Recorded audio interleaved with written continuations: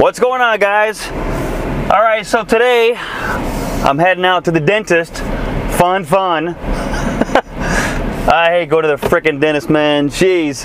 Why is it that everybody hates going to the dentist?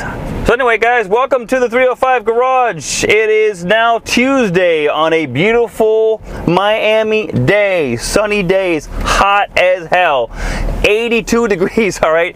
It is 82 degrees, guys. Unbelievable. So today's topic is going to be about the 6 used cars you want to avoid. I'm talking about these cars. You want to avoid them at all costs. Run, Forrest, run. You do not want to buy these cars. They may look like a great deal because they're inexpensive. You can pick them up cheap. Trust me, you don't want to buy these cars. They are mega money pits. You're gonna hate life if you own one of these cars. Holy crap, that thing is dirty. Jesus, wow. You need to watch my video.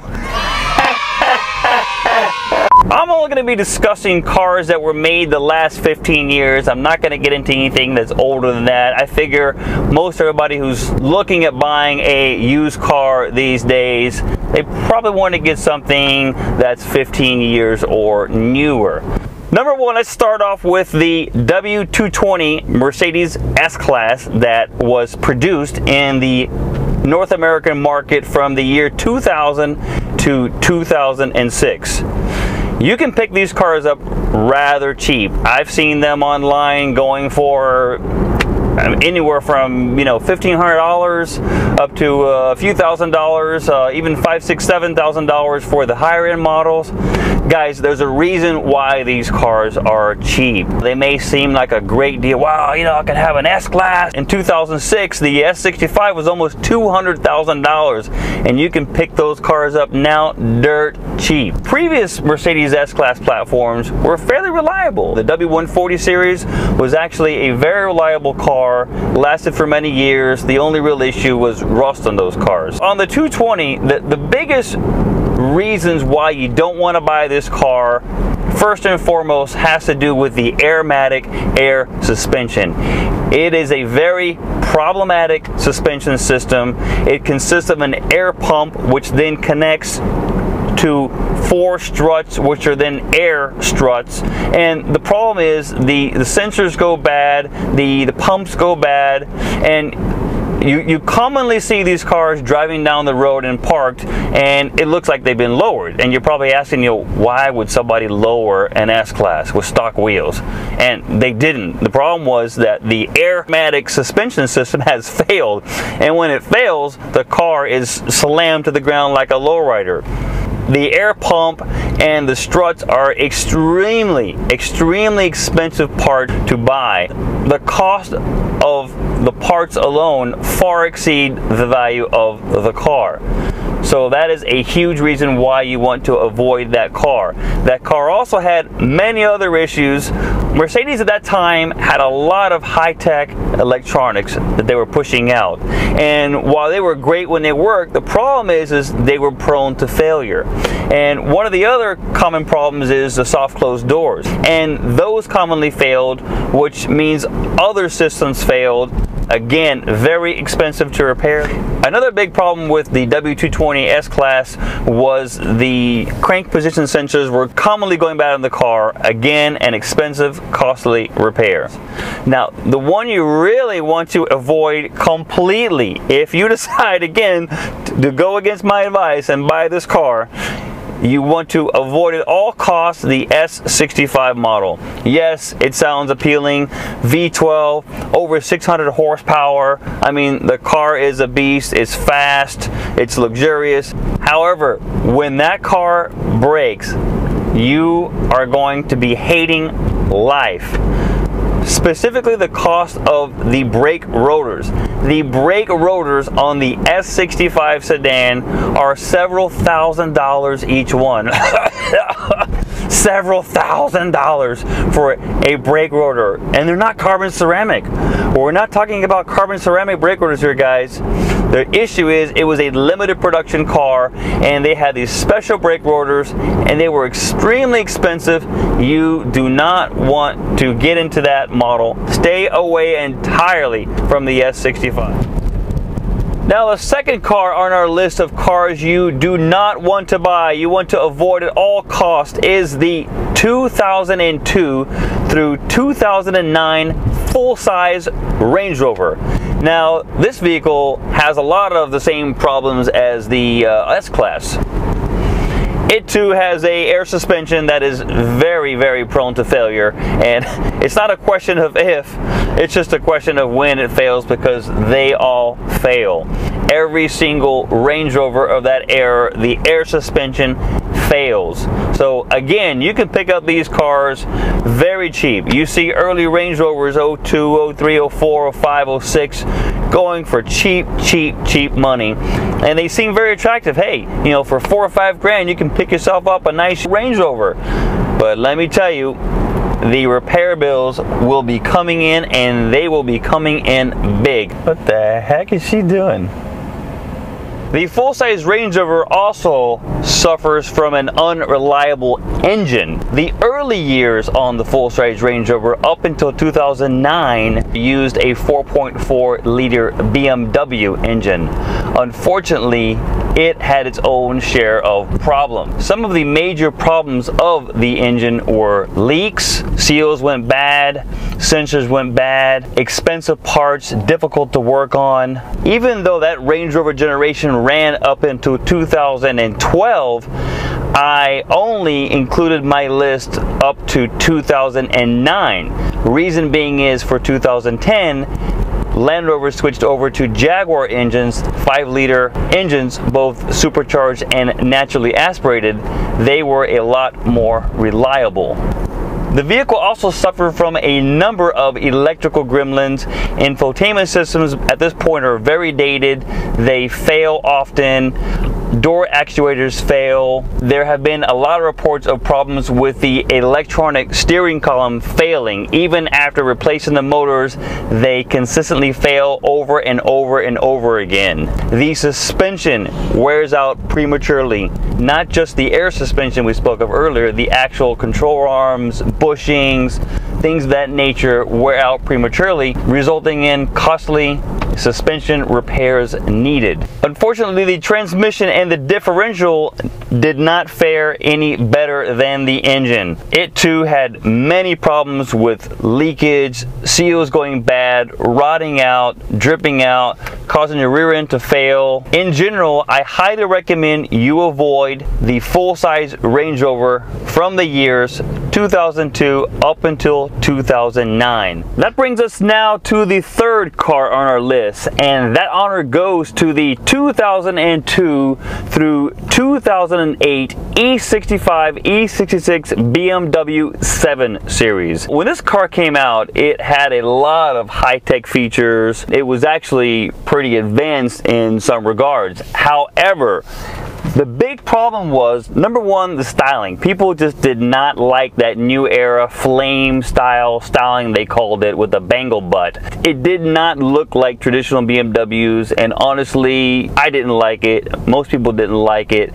They actually refreshed it for 2006, made it a little bit nicer, a little bit smoother.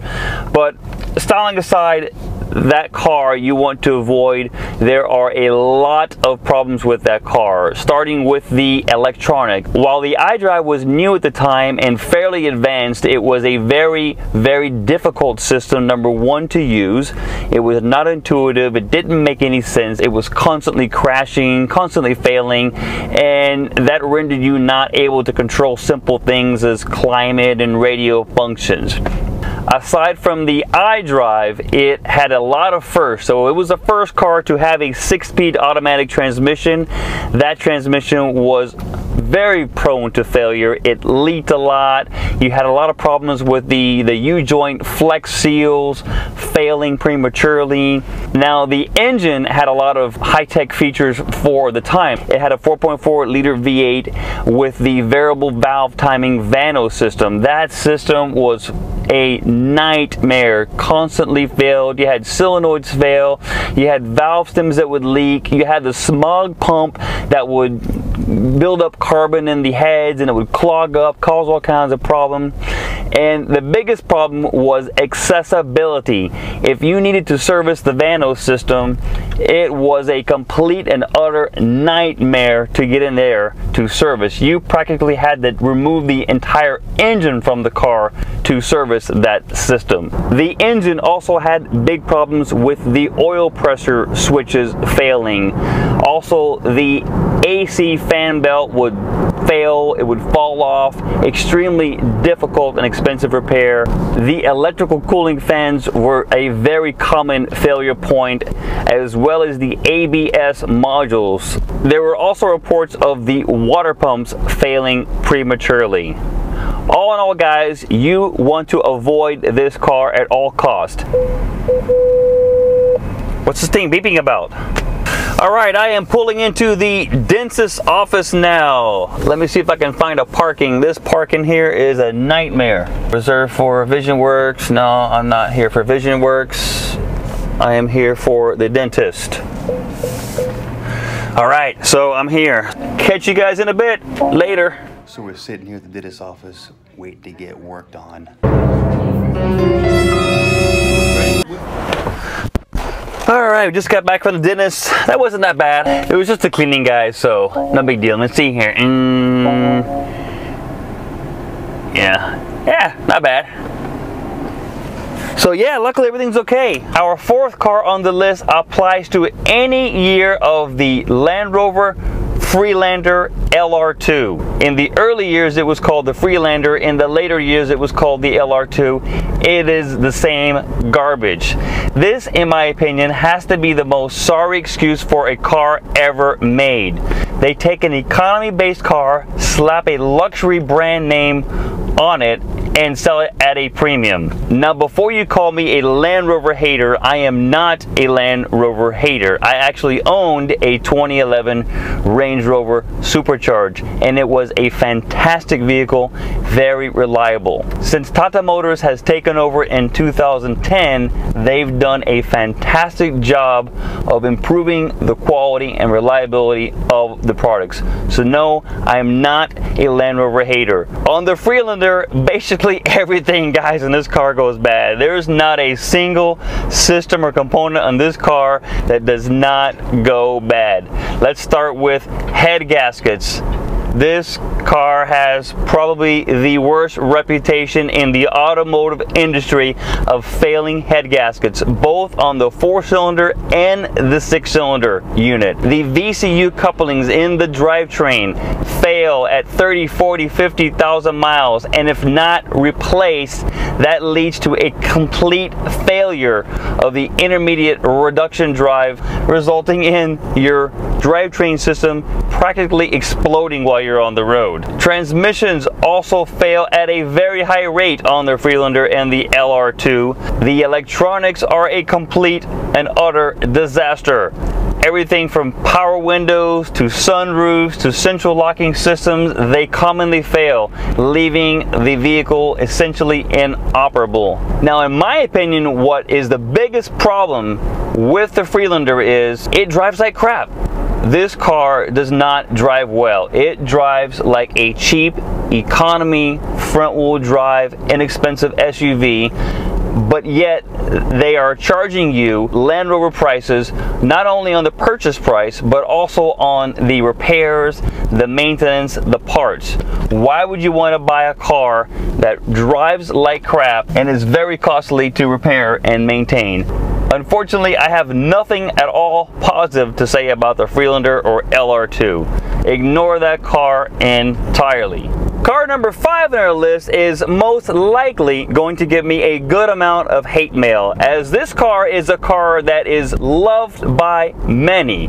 It's also hated by many. It is definitely the quintessential definition of one of those love it or hate it cars. But even the guys that hate this car understand and realize the quirks and the problems with this car. That car is the 2003 through 2012 Mazda RX-8. Now, let me just set the stage and tell you guys I love Mazda cars as a whole. I am a huge RX-7 fan, have always loved those cars. I have a video coming up soon actually on the 93 through 95 Mazda RX-7. That's how much I love that car. So again, please, no hate mail on me not liking Mazda as a brand. That is not true. Why is the Mazda RX-8 on my list? One simple reason. Can you say holy engine failure, Batman? These engines, as you know, rotary engines, were extremely prone to failure. One of the huge factors was the fact that the coil packs were extremely weak. The coil packs would last 30,000 miles, best case scenario. And even when they were new, they were weak. They just didn't produce enough spark to allow proper combustion of the rotary engine. The engine failures were so prevalent in the RX-8 that Mazda extended the warranty up to 8 years and even built a facility in the States to accommodate engine rebuilds. That's how bad the engine was. With most of these cars now out of warranty, you do not want to deal with an engine rebuild on a rotary engine. Being that the coil packs were so weak, they did not provide ample spark to the combustion chamber. Therefore, the engine would carbon up and the carbon would actually score the rotary housings of the engine. Mazda was trying to comply with the emissions regulations, so they lowered the engine oil consumption of the engine to try and combat emission. The problem was that also starved the engine of oil, contributing to the engine failures. Another big problem with the engine of the RX-8 was most owners didn't frequently rev their engines high enough to burn off excess carbon in the combustion chamber. That again caused buildup of carbon in the rotary housing, scoring the engine, leading to engine failures. Another problem with the engine was you needed to rev the engine before you shut the engine off. If you didn't do so, the engine would flood very easily, not allowing you to restart the engine. That then resulted in a trip to the dealer or mechanic to deflood the engine. Let's talk about the performance of this car. The performance of this car was actually quite underwhelming for a sports car.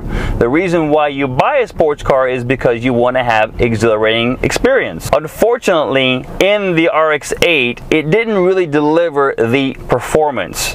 When you couple the lack of performance and the lack of reliability, primarily in the engine, for me, are huge factors in why I chose this car on my list. Regarding the styling, I'm not a huge fan of the styling. I loved the RX-7, even the older RX-7s, huge fan. The Miata was a cool car. I just didn't quite get the styling of the RX-8 with the funky suicide doors. It just wasn't my cup of tea. Now that we got the engine problems out of the way, let's go on to other problems of the car, starting with the airbags. Yes, this car has the famous metal shooting Takata airbags. Those items definitely need to get changed if they haven't been done so.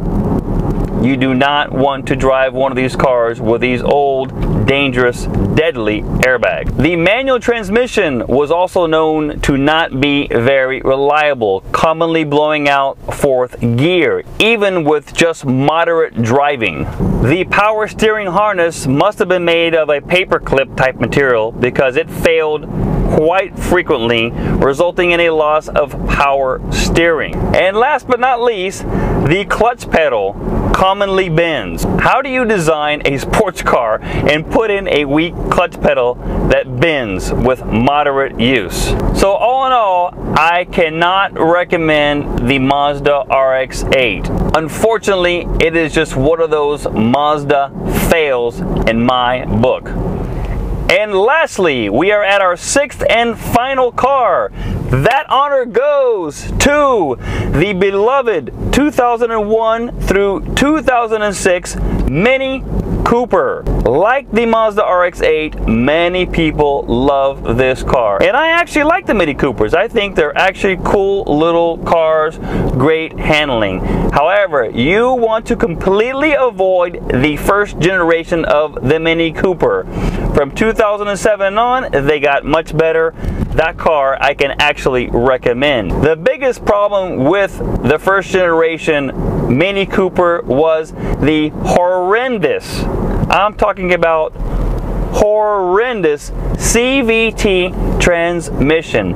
Every single one of these failed. The failure rate was so high, there was a class action lawsuit against Mini Cooper, which is obviously owned by BMW, forcing BMW to place 8-year, 150,000 mile warranties on the transmissions.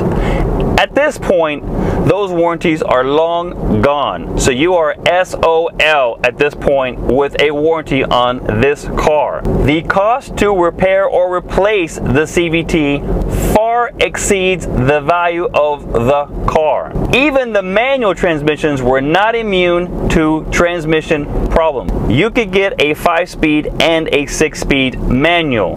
The clutches were gone at 20,000 miles, even with modest driving. The 5-speed manual transmissions themselves commonly failed. While the engine itself was fairly reliable in both the naturally aspirated and the supercharged engines of the Mini Cooper S, they did have a few problems. Number one was the timing chain. The timing chain commonly rattled, it wore out quick, resulting in the death rattle, which then required an expensive repair. Since this is a BMW product, the Mini Cooper as well had problems with the Vanos system. That is the variable valve timing system. This was an early technology at this point, and BMW didn't quite have it right. Just as in the 7 Series we discussed earlier, this car had similar problems with the variable valve timing or Vanos system. The water pumps were very weak. They would commonly leak. The thermostat housings were made out of plastic. They would get hard, they would get brittle, they would crack, they would leak. This was an early car with electric power steering. Again, that technology just wasn't quite perfected yet, and the power steering pumps failed on these cars, rendering the power steering inoperable.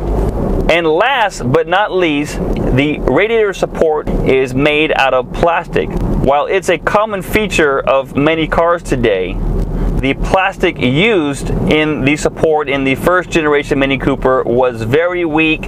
It would get brittle just after a few years, and if you barely bumped anything, it would crack. And there goes the support for your radiator, your condenser for the AC, your cooling fans. That was a very extensive repair to replace the radiator support on the first generation Mini Cooper.